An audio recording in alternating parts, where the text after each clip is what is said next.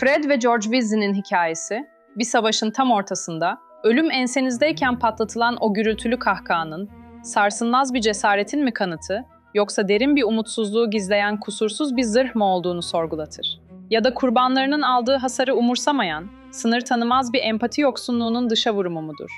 Fred ve George Weasley. Harry Potter evreninin değişmez komedi unsurları, Weasley büyücü şakalarının vizyoner kurucuları, çapulcu haritasının varisleri ve Hogwarts koridorlarının gördüğü en zeki anarşistler. Bize hep neşeli, tehlikesiz ve ayrılmaz bir bütün olarak sunuldular. Ancak satır aralarına, J.K. Rowling'in kişisel notlarına ve büyücülük dünyasının zihin açıcı teorilerine indiğimizde, bu kızıl saçlı ikilinin şirin birer yaramazdan ziyade, gri alanlarda dolaşan tehlikeli zihinler olduğunu söylesek. Bugün bu dosyada, onların öz kardeşlerine bile acımayan zorba yönlerini, şantaj ve adalet arasındaki ahlaki uçurumlarını, otoriteye karşı sergiledikleri o muazzam başkaldırıyı ve en nihayetinde 20 yıllık bir ömrün kanlı bir patlamayla nasıl acımasızca yarım bırakıldığını tüm çıplaklığıyla aydınlatacağız. Kimlik takası teorilerinden bir daha asla üretilemeyen Patronuslara uzanan bu ağır belgeseli sonuna kadar izlediğinizde o tanıdık Weasley gülümsemesine bir daha asla aynı gözle bakamayacaksınız. Hoş geldiniz Büyüce Şura üyeleri. Asalarınız hazırsa, Lumos.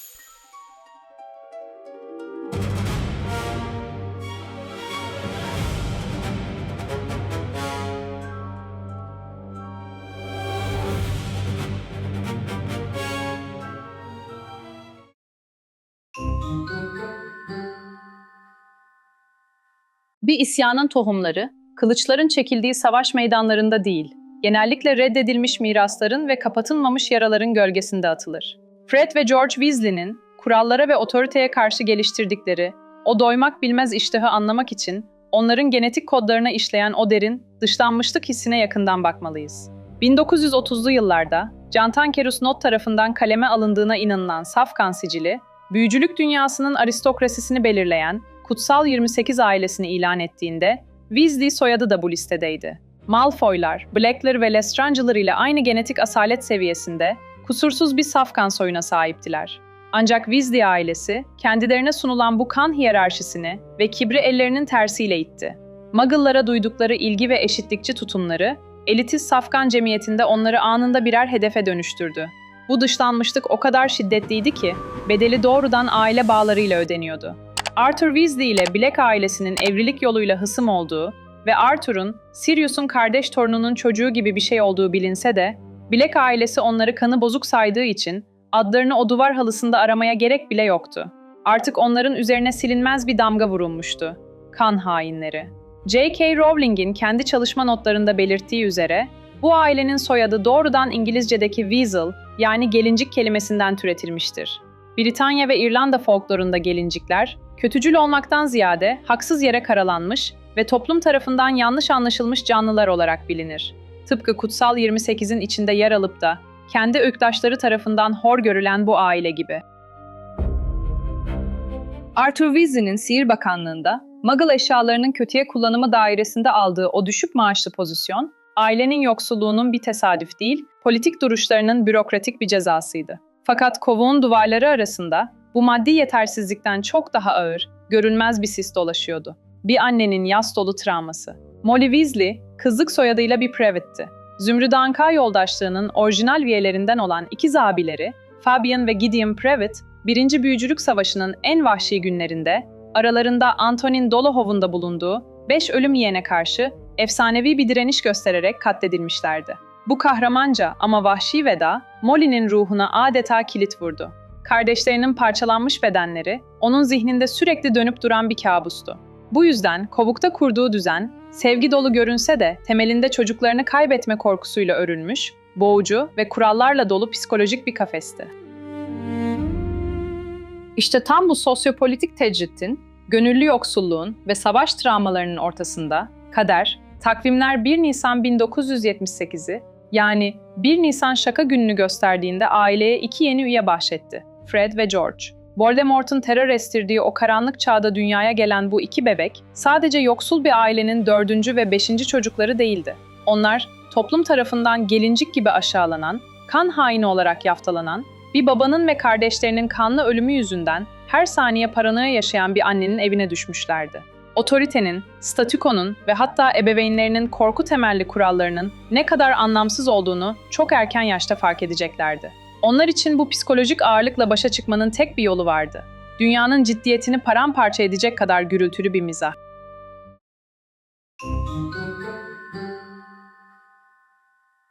Dokuz kişilik, kaotik ve her köşesinden seslerin yükseldiği bir evde, hayatta kalmanın ve birey olabilmenin yazılı olmayan bir kuralı vardır. Ya en başarılısı olursunuz ya da en tehlikelisi. Fred ve George Weasley, Bill veya Percy gibi akademik başarıyla parlamayı değil, çevrelerindeki insanların sinir uçlarıyla oynamayı seçtiler. Ancak kovuğun duvarları arasında 1978'den 1989'a kadar geçen bu kuluçka dönemi yalnızca masum çocukluk anılarıyla dolu değildi. İkizlerin mizah anlayışı, merkezinde oldukça karanlık ve empati yoksunu bir çekirdek barındırıyordu. Bu acımasızlığın bir numaralı kurbanı, hiyerarşide kendilerinden hemen sonra gelen, savunmasız kardeşleri Ron'du. Olayların resmi kayıtlarına baktığımızda, henüz 5 yaşındaki Fred'in, oyuncak süpürgesini yanlışlıkla kıran 3 yaşındaki Ron'dan aldığı intikamın boyutu tüyler ürperticidir. Fred, Ron'un en sevdiği peluş ayısını dev, iğrenç bir örümceğe çevirerek, kardeşinin zihnine ömür boyu silinmeyecek bir travma ekti. Ron'un ileriki yıllarda bir böcüt karşısında aklını yitirmesine sebep olacak o araknofobinin mimarı, doğrudan kendi öz ağabeyiydi. Fakat sınırları zorlama güdüleri bununla kalmadı. 7 yaşlarına geldiklerinde, Fred'in Ron'a verdiği asitli şeker, küçük çocuğun dilini delip geçmişti. Ancak ailenin en büyük kırılma noktası, yine aynı yaşlarda, ikizlerin Ron'u bir bozulmaz yemin etmeye neredeyse ikna ettikleri o dehşet verici andı.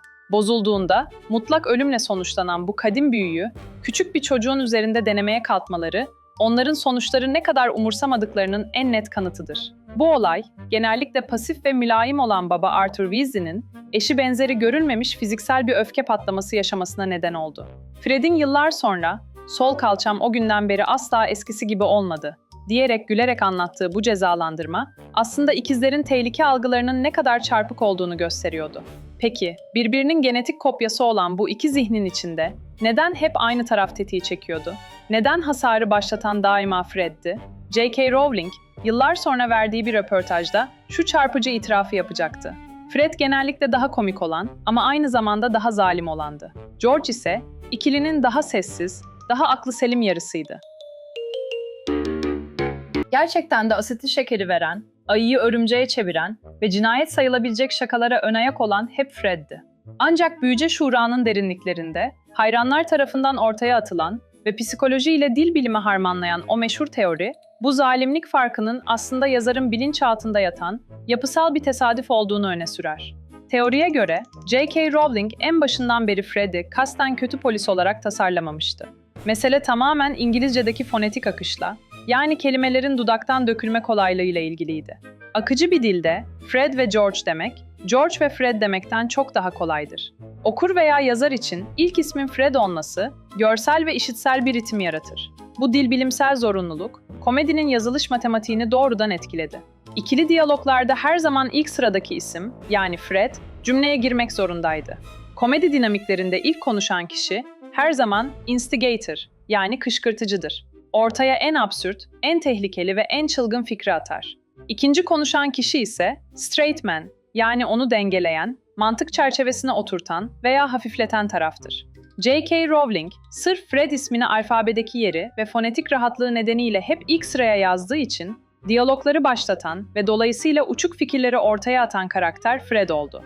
Yıllar süren bu yazım akışı, Fred'i bilinçaltı bir şekilde grubun lideri, kışkırtıcısı ve zalimi yaparken, isminin sırası yüzünden ikinci plana düşen George, onu dizginleyen empati sahibi kardeşe dönüştü. İster kader deyin, ister yazarın bilinçaltı matematiği, 1989 yılına gelindiğinde kovuktaki bu iki farklı ama simbiyotik zihin artık ev sınırlarına sığmıyordu. Sandıklar toplandı, peron 9-3 çeyreğe adım atıldı ve İskoçya'daki o kadim şatonun kapıları aralandı. Hogwarts, kendi tarihinin en zeki ve en yıkıcı iki belasıyla tanışmak üzereydi.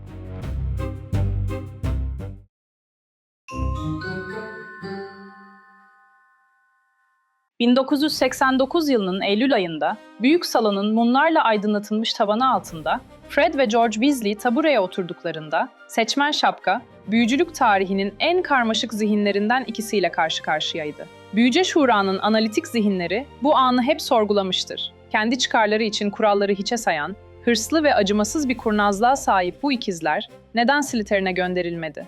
Veya henüz öğrenciyken bile yetişkin büyücülerin çözemediği karmaşıklıkta icatlar yapabilen bu inovatif beyinler neden Ravenclaw'un kapılarından girmedi? Cevap, Seçmen Şapka'nın o yıpranmış kumaşının altında yatan derin psikanalizde gizliydi.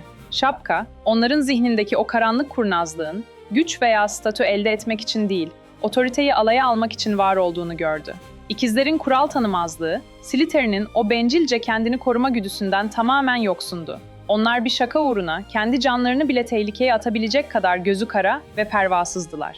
Ravenclaw'un teorik bilgeliği ise onların o pratik, kaotik ve eyleme dönük zekalarına fazla steril kalırdı. Şapka, Fred ve George'un ruhunun en dibinde yatan o saf, anarşist cesareti gördü. Sisteme baş kaldırmak için zekasını silaha çeviren bu gözü kara ruhların ait olduğu tek bir yer vardı: Gryffindor. Bu kural tanımaz cesaret, şatodaki ilk yıllarında hemen meyvesini verdi. Okulu bir eğitim yuvası değil, fethedilmesi gereken devasa bir şifre olarak görüyorlardı. Arbus Filch'in ofisinde, George'un yarattığı bir kargaşayı fırsat bilen Fred'in, el konulmuş ve son derece tehlikeli, ibareli çekmeceden aşırdığı o boş parşömen, Hogwarts tarihindeki en büyük kırılmalardan biriydi. Ancak çapulcu haritası, ellerine geçer geçmez sırlarını fısıldayan cansız bir nesne değildi. J.K. Rowling'in yıllar sonraki açıklamalarına göre, bu parşömen, onu yaratan aylak, kıl kuyruk, pati ayak ve çatal ağın zekasından birer parça taşıyan, yarı bilinçli bir varlıktı. İkizler günlerce kelime kombinasyonları deneyerek onu kışkırttılar. Harita, karşılarındaki bu iki kızıl saçlı çocuğun ruhundaki o tanıdık, çapulcu mizacını sezdiğinde, onlarla adeta telepatik bir oyuna girişti. Söyledikleri sözcükler doğruya yaklaştıkça, mürekkep hafifçe titreşiyor, onlara ipuçları veriyordu. En nihayetinde, içlerindeki o saf anarşiyi dile döktükleri an, "Tüm niyetimle yemin ederim ki hiçbir iyi niyetim yok" cümlesi haritanın kilidini kırdı. Ancak haritanın onlara sunduğu bu mutlak gücün içinde, Büyüce Şura üyelerinin yıllardır tartıştığı o devasa kör nokta yatıyordu. Fred ve George, küçük kardeşleri Ron'un yatağında, onunla birlikte uyuyan Peter Pettigrew ismini nasıl oldu da 2,5 yıl boyunca hiç fark etmediler? Bu kurgu boşluğuna J.K. Rowling'in getirdiği resmi açıklama, insan psikolojisinin odaklanma filtrelerine dayanır. Rowling'e göre harita, aynı anda yüzlerce küçük hareketli noktanın yer aldığı, göz yorucu bir mürekkep deniziydi. İkizler haritayı açtıklarında, kardeşleri Ron'un nerede olduğuna bakmıyorlardı. Onların odak noktası, şatonun kör noktaları, öğretmenlerin devriye rotaları ve gizli geçitlerdi. Üstelik 10 yıl önce ölmüş bir kahraman olan Peter Pettigrew'un hikayesi, ikizlerin ilgilendiği bir tarih değildi.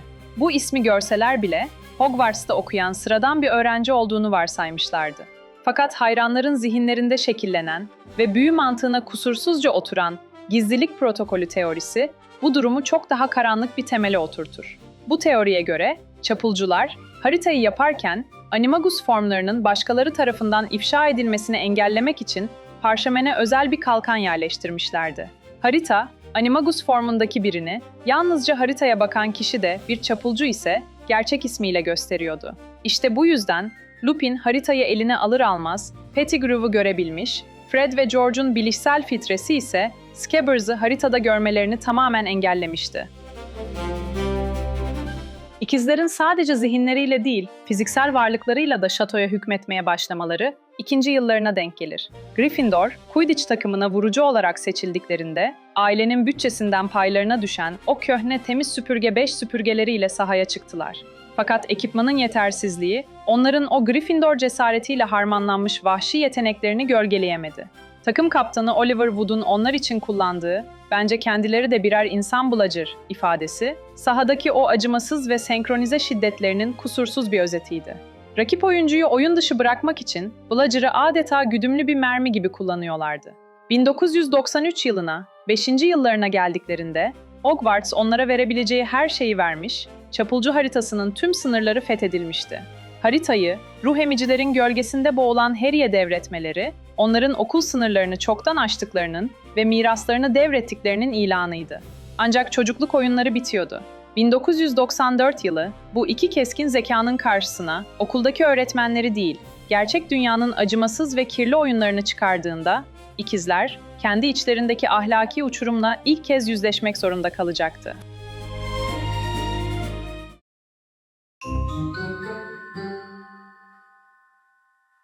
Hogwarts'ın tanıdık sınırları, ikizler için her zaman diledikleri gibi at koşturdukları devasa bir laboratuvar olmuştu. Ancak 1994 yazı, bu iki kural tanımaz zihnin, gerçek dünyanın bürokratik ikiyüzlülüğüyle ilk kez çarpıştığı dönem oldu. Fred ve George, masumiyetin bitiş çizgisini geçerek, hayatta kalmak için pençelerini çıkarmaları gereken o soğuk ve affetmez yetişkinlik arenasına adım atıyorlardı. Quidditch Dünya Kupası, onların ticari öngörülerinin ilk büyük sınavıydı. Ceplerindeki 37 galleon, 15 sickle ve 3 knutluk tüm şahsi varlıklarını, İrlanda'nın maçı kazanıp Snitch'i Viktor Kram'ın yakalayacağı o imkansıza yakın ihtimale yatırdılar. Bütün verileri doğru analiz etmişlerdi. Bahsi kazandılar. Fakat Sihir Bakanlığı'nın vitrindeki isimlerinden Ludo Bagman, onlara ödemeyi saatler içinde eriyip giden leprikon altınıyla yaptığında, devletin o cilalı maskesi arkasındaki kokuşmuşluğu tattılar.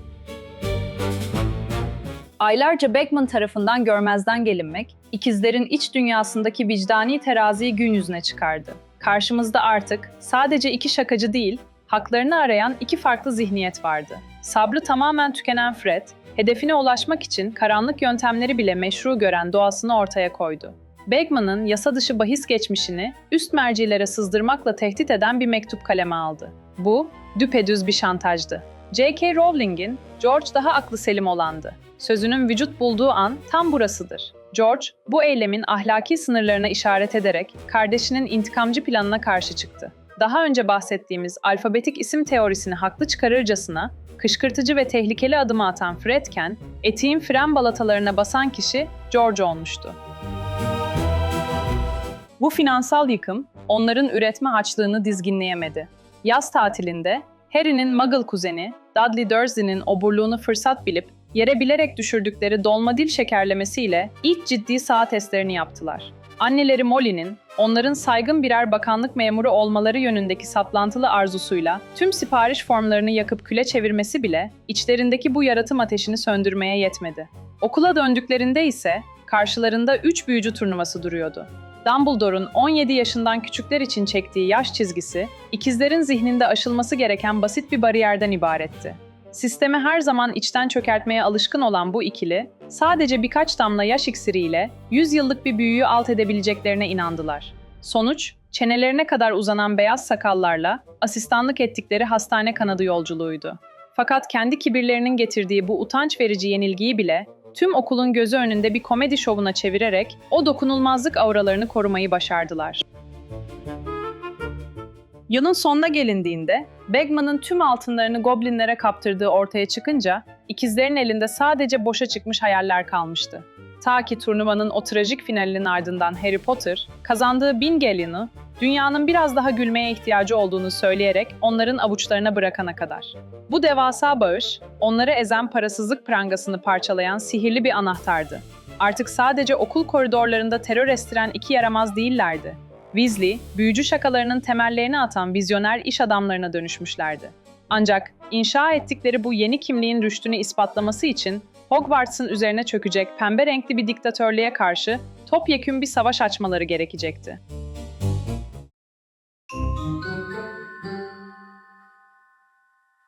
Hogwarts'ın üzerine pembe renkli bir kabus gibi çöken Dolores Umbridge dönemi, şatonun asırlık özgürlükçü iklimini boğucu bir kurumsal tahakküme çevirdiğinde, her öğrenci kendi meşrebince bir hayatta kalma stratejisi belirledi.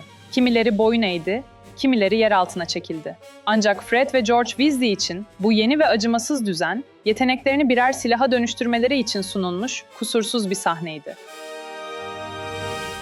Bu dönemde ikizlerin Dumbledore'un ordusuna katılışları, salt bir okul kulübü üyeliğinden ziyade yaklaşan savaşın ayak seslerine verilmiş paramiliter bir yanıttı. Toplantılarda sadece şaka eşyaları pazarlamıyor, aynı zamanda kendi icatları olan savunma büyüleri konseptlerini de gizliden gizliye test ediyorlardı. Fakat Dumbledore'un şatodan ayrılmak zorunda kalmasıyla birlikte ikizlerin zihnindeki o son ahlaki bariyer de tamamen yıkıldı. Artık okuldan atılmak umurlarında değildi.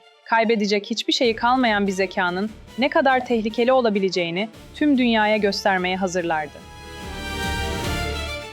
İşte tam bu otorite vakumunda ikizlerin eğlence ve zorbalık arasındaki o ince çizgiyi nasıl acımasızca ihlal ettiklerine tanık oluruz. Umbridge'in sadık köpekleri olan teftiş mangasının bir üyesi, Slytherin'li Graham Montagu, onlardan bina puanı silmeye kalkıştığında karşılaştığı tepki, sıradan bir okul şakası değildi. Fred ve George, Montagu'yu daha cümlesini bitirmesine bile izin vermeden, birinci kattaki kırık bir kaybolan dolabın içine itip kapağını kapattılar. Belgeselimizin ciddiyeti gereği bu olayı kendi karanlık bağlamında değerlendirmeliyiz. Bu, düpedüz bir cinayete teşebbüstü. İkizler, dolabın kırık olduğunu ve hedeflerini nereye göndereceğini bilmiyorlardı. Montagu, haftalar boyunca Hogwarts ile Borgin ve Burkes dükkanı arasında sesini kimseye duyuramadığı, ışıksız ve klostrofobik bir arafta asılı kaldı. Neredeyse aklını yitirip ölümün eşiğine gelen bu çocuğun akıbeti sorulduğunda, Hermione'nin dehşet dolu uyarılarına verdikleri tepki, saf bir vurdumduymazlıktı. Fred'in, kurbanlarının nerede olduğu sorusuna omuz silkerek, "Umrumda değil, dönmesi haftalar sürer" demesi, ideolojik düşmanlarına karşı içlerinde zerre kadar merhamet barındırmadıklarının karanlık ve buz gibi bir kanıtıdır.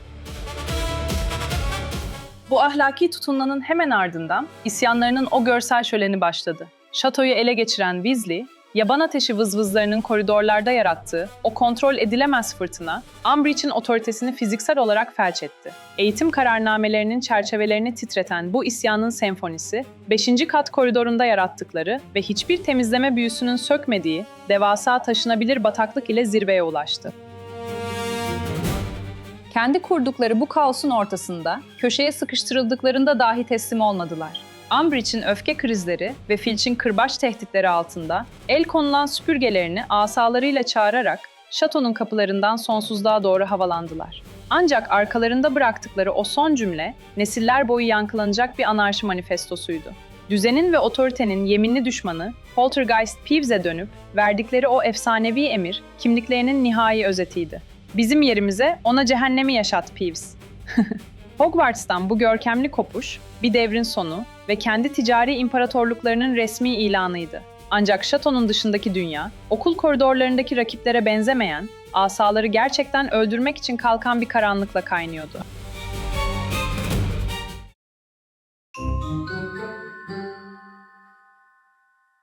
Hogwarts'ın ağır meşe kapılarından süpürgeleriyle gökyüzüne doğru süzülerek ayrıldıklarında, Fred ve George'un ellerinde resmi bir diplomaları yoktu.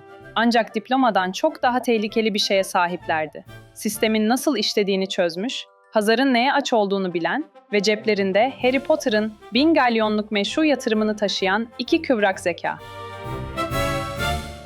İkizlerin ticari serüveni, aslında okulun son yılında yatakhanelerinin köşesinde gizlice yönettikleri bir posta siparişi ağıyla başlamıştı. Fakat okulu terk ettikten sonra karşılarındaki asıl büyük karar bu devasa vizyonu nerede taçlandıracaklarıydı. Bir dönem Hogsmeade'deki kapanmak üzere olan Zonko şaka dükkanını satın almayı düşünseler de bu fikir onların o megaloman ve iddialı doğalarına yetmedi. Onlar başkasının mirasını devralmak değil, kendi krallıklarını kurmak istiyorlardı. Bu yüzden rotalarını Britanya büyücülük kapitalizminin mutlak kalbine, Diagon yoluna çevirdiler. 93 numarayı seçmeleri ve dükkanın tasarım şekli salt bir ticari hamle değil, sosyolojik bir manifestoydu. 1996 yılı itibarıyla Voldemort'un dönüşü kesinleşmiş, Diagon yolu o eski cıvıl cıvıl halini kaybetmiş, dükkan sahipleri kepenklerine kilit üstüne kilit vurmaya başlamıştı. İnsanların sokaklarda fısıltıyla konuştuğu, gri ve ölümcül bir korkunun her köşeye sindiği bu atmosferde, Weasley büyücü şakalarının devasa, animasyonlu ve göz alıcı neon renklerle parlayan vitrini, karanlığın yüzüne atılmış görsel bir tokat gibiydi. İkizler, terörün panzehirinin gizlenmek değil, aksine en gürültülü haliyle var olmak olduğunu kanıtlıyordu. Dükkanın iç işleyişi ve pazarlama stratejileri ise Hogwarts'ta geçirdikleri yılların birer yansımasıydı. Argus Filch'in okuldaki tüm şaka ürünlerini yasaklayan o katı kararnamelerine karşı ikizler Truva atı taktiğini devreye soktular. Geliştirdikleri Wonder Witch serisindeki aşk iksirlerini dışarıdan bakıldığında zarif parfüm şişelerine ve öksürük şuruplarına benzeterek okula kaçak yollardan sokmayı başardılar.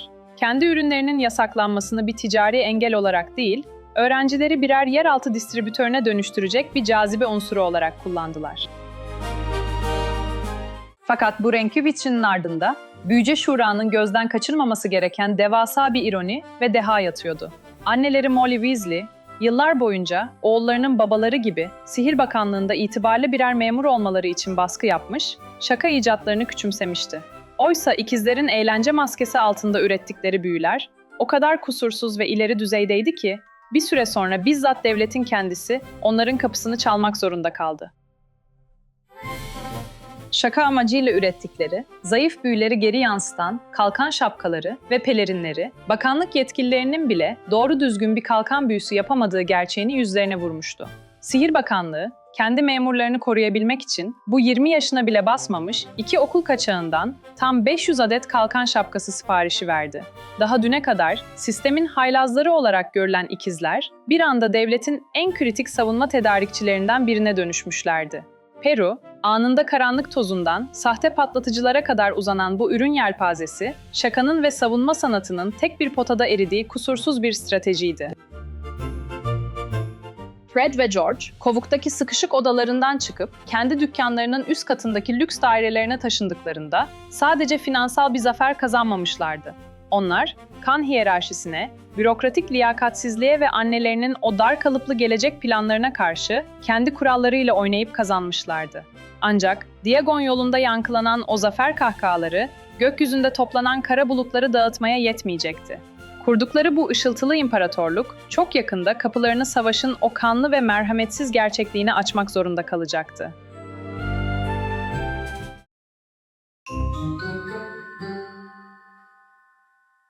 Sihrin ticari zaferleri ve zekice kurgulanmış illüzyonlar, kan kokusunun sindiği bir coğrafyada hızla anlamını yitirir. 1997 yazına gelindiğinde, Weasley ikizleri için raflara dizdikleri renkli kutuların dönemi kapanmış, yerini Zümrüt Anka yoldaşlığının sert, acımasız ve gri gerçekliği almıştı. Voldemort'un mutlak güce uzanan adımları, onları bugüne kadar dokunulmaz sandıkları en kutsal kalelerinden, yani birebir kopyası oldukları bedenlerinden vuracaktı. Bu sert uyanışın faturası, Harry Potter'ı Dursley'lerin evinden güvenli bir noktaya taşımak için kurulan 7 Potter operasyonunda kesildi. Çok özlü iksir ile hedefin kopyalarına dönüşüp gökyüzüne havalanan yoldaşlar, bir ihanetin sonucunda pusuya düştüklerinde gökyüzü bir can pazarına döndü. Remus Lupin'in koruması altında uçan George, bir ölüm yiyene nişan alan fakat hedefi ıskalayan Severus Snape'in asasıyla ateşlenen Sectum Sempra lanetinin kurbanı oldu. Bu karanlık büyü, George'un sol kulağını pürüzsüz bir şekilde koparıp alırken, aslında büyücülük tarihinin en kusursuz ikiz mitinin genetik aynasını da kalıcı olarak çatlatmıştı. Kovağa döndüklerinde, sedirde yatan kanlar içindeki George'un görüntüsü, ikizlerin kriz anındaki psikolojik rollerini çarpıcı bir şekilde tersine çevirdi. Hayatı boyunca her sessizliği bir laf sokmayla bozan, o pervasız kışkırtıcı Fred, kardeşinin başındaki o devasa, kanlı boşluğu gördüğünde kelimelerini yutmuş, dehşet içinde taş kesilmişti. Kendi yansımasının eksildiğini görmek, onu mental olarak felç etmişti. O ağır sessizliği dağıtan kişi, kan kaybından bilinci gidip gelen George oldu.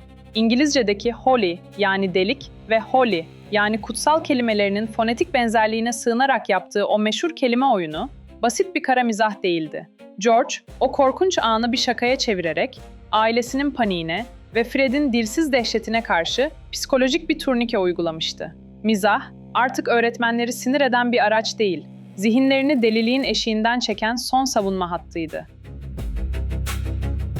Fiziksel hasar almış olmaları onları direnişten koparmadı. Aksine mücadelelerini yepyeni ve çok daha stratejik bir platforma taşıdı. Potter'ın peşinde. 1998'in başlarında Sihir Bakanlığı tamamen düşmüş, Gelecek Postası rejimin bir propaganda bültenine dönüşmüş ve toplum sessiz bir boyun eğişe itilmişti.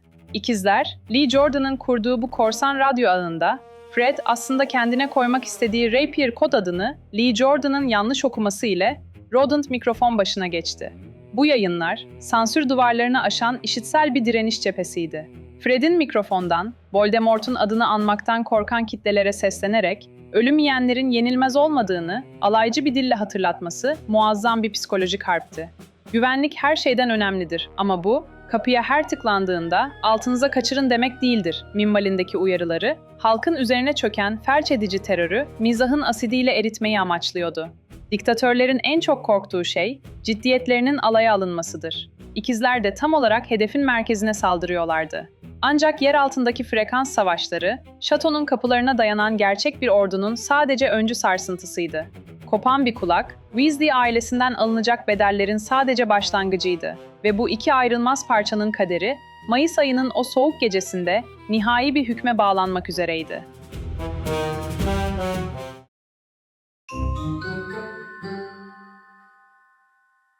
2 Mayıs 1998 gecesi, Hogwarts Savaşı başladığında, şatonun asırlık duvarları sadece bir fiziksel yıkıma değil, büyücülük dünyasının en görkemli ikilisinin son sahnesine de tanıklık ediyordu.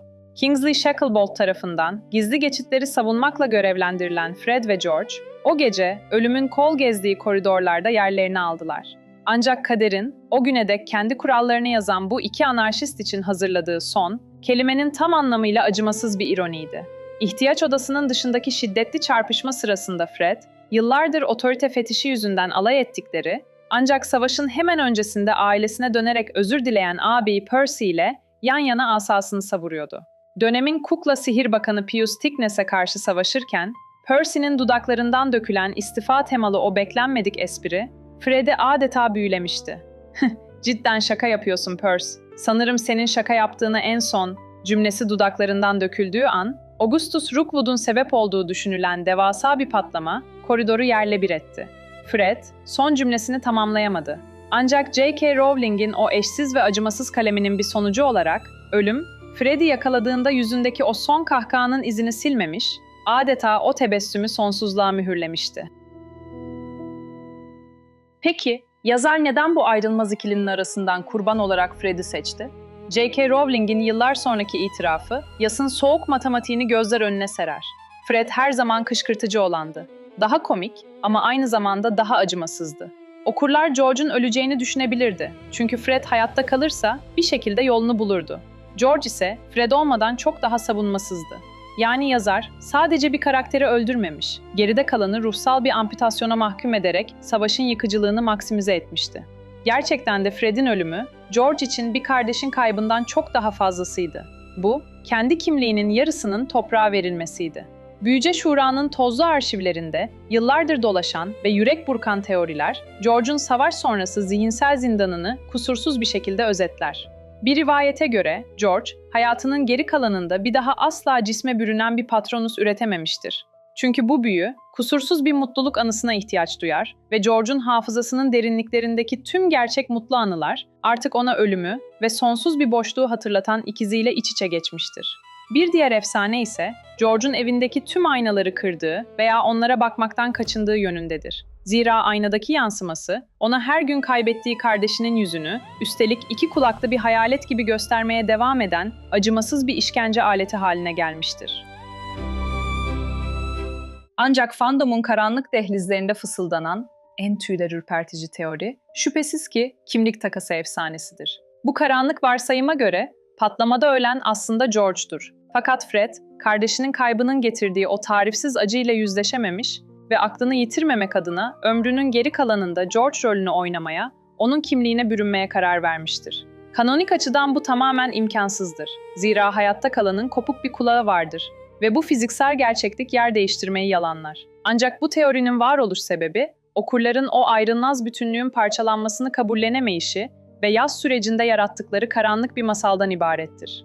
Gerçeklik, fantazilerden daha yavaş ama daha istikrarlı bir şekilde ilerler. George, zamanla hayata tutunmanın bir yolunu buldu.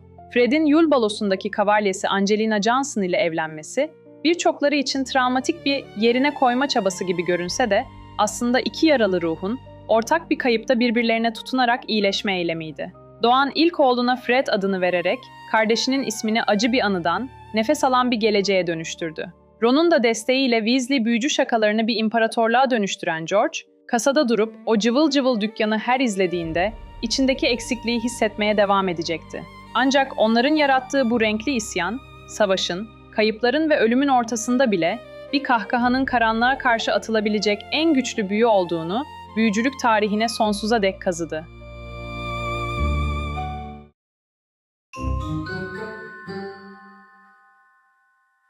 Yazılı metinlerin kendi sınırları vardır. Ancak bir karakter, yazarın kaleminden çıkıp milyonların zihnine kazındığında artık kanonun dar duvarlarına sığmaz. Büyüce Şura'nın arşivlerinde yer alan, bazıları absürt, bazıları ise yürek burkan derecede mantıklı olan Weasley ikizleri hayran teorileri, salt birer kurgu hevesi değildir. Bu teoriler, okur kitlesinin Fred'in ölümünü sindirmek, George'un o tarifsiz acısına bir anlam katabilmek ve bu iki kural tanımaz dehanın mirasını sonsuz kılmak için başvurduğu devasa bir kolektif teselli ritüelidir. Bu ritüellerin en bilineni ve karanlık olanı, önceki bölümde fiziki imkansızlığına, George'un kopuk kulağı gerçeğine değindiğimiz kimlik takası teorisidir. Hayranların bu teoriye yıllarca sıkı sıkıya sarılmasının nedeni mantık değil, derin bir travma tepkisidir. İnsan zihni, hayat dolu ve yenilmez bir bütünün tek bir patlamayla sonsuza dek yok olmasını kabullenmekte zorlanır. Ölümün o soğuk ve geri dönülemez finaline katlanmaktansa, hayatta kalanın deliliği seçip, kardeşinin kimliğini çaldığı karanlık bir masala inanmak, okura daha yönetilebilir bir acı sunar. Bu teori, aslında hayranların ikizlerin o ayrılmaz doğasına duydukları sarsılmaz inancın edebi bir feryadıdır. Karanlık suların dışına çıkıp, Hogwarts'ın asırlık koridorlarına döndüğümüzde ise karşımıza çok daha eğlenceli ve dehalarına yakışır bir efsane çıkar. Hogwarts'ın Gölge Senatosu ve Peeves İttifakı. Bu teoriye göre ikizler, okuldaki son yıllarında Peeves ile basit bir dostluktan öte, şatonun düzensizliğini yönetecek gizli bir konsey kurmuşlardır. Peeves'in, ikizler okuldan kaçarken ona cehennemi yaşat emrine askeri bir selamla karşılık vermesi bu teorinin temel dayanağıdır. Poltergeistler doğaları gereği hiçbir ölümlüye boyun eğmez veya onlardan emir almazlar. Hayranlar, Peeves'in bu emre itaat etmesini, ikizlerin artık sıradan öğrenciler olmaktan çıkıp, şatonun kaos enerjisiyle bütünleştiklerinin ve gayri resmi birer Hogwarts efsanesine dönüştüklerinin kanıtı olarak görürler.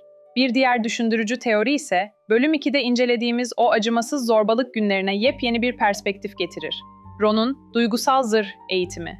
Birçok okur, Fred ve George'un küçük kardeşleri Ron'a yaptıkları ayısını örümceğe çevirmek, bozulmaz yemin etmeye zorlamak, asitli şeker vermek gibi tüm o zalimliklerin aslında onu yaklaşan büyük savaşa hazırlayan bilinç dışı bir hayatta kalma kampı olduğunu savunur. Bu yoruma göre ikizler, ailenin en zayıf ve pasif halkası olarak gördükleri Ron'u, dünyanın ve gelecekteki düşmanlarının acımasızlığına karşı sertleştirmek istemişlerdir. Harry Potter'ın yanında Karanlık Lord'a karşı yürürken, aklını yitirmemesinin ardında, çocukluğu boyunca iki anarşist abi tarafından sürekli kriz yönetimine ve şoka maruz bırakılarak sinir sisteminin çelikleştirilmiş olması yatar. Bu teori, ikizlerin empati yoksunluğunu soylu bir abilik içgüdüsüyle aklama çabasıdır. Fakat tüm bu mitolojik dokumanın en hüzünlü ilmeği, şüphesiz ki, cisimleşemeyen Patronus'un sırrıdır. George'un savaş sonrasında bir daha Patronus üretemediği yönündeki genel kabul, fandom içinde daha şiirsel bir ihtimalle tartışılır. Ya üretebilseydi? Birçok teorisyene göre, eğer George o mutlu anıyı bulup asasının ucundan o gümüş enerjiyi fışkırtabilseydi, ortaya çıkacak olan form, bir çakal, porsuk veya gelincik olmayacaktı. Büyü form bulduğunda doğrudan Fred'in gümüşten dokunmuş bir hayaletine dönüşecekti. Çünkü George'un ruhunu karanlıktan koruyabilecek, ruh emicilerin o umutsuzluk girdabını dağıtabilecek tek varlık, kardeşinin bizzat kendisiydi. Sonuç olarak bu teorilerin hiçbiri resmi kanonda onaylanmamış olabilir. Ancak gerçek şu ki, Fred ve George Weasley karakterleri, yazarlarının onlara biçtiği kaderi aşarak, okurlarının kalbinde kendi efsanelerini yaratacak kadar güçlü, bağımsız ve yıkılmaz birer figüre dönüşmüşlerdir. Onlar, doğruları, yanlışları ve arkalarında bıraktıkları o devasa boşlukla birlikte, büyülü dünyanın gördüğü en gerçek insanlardır.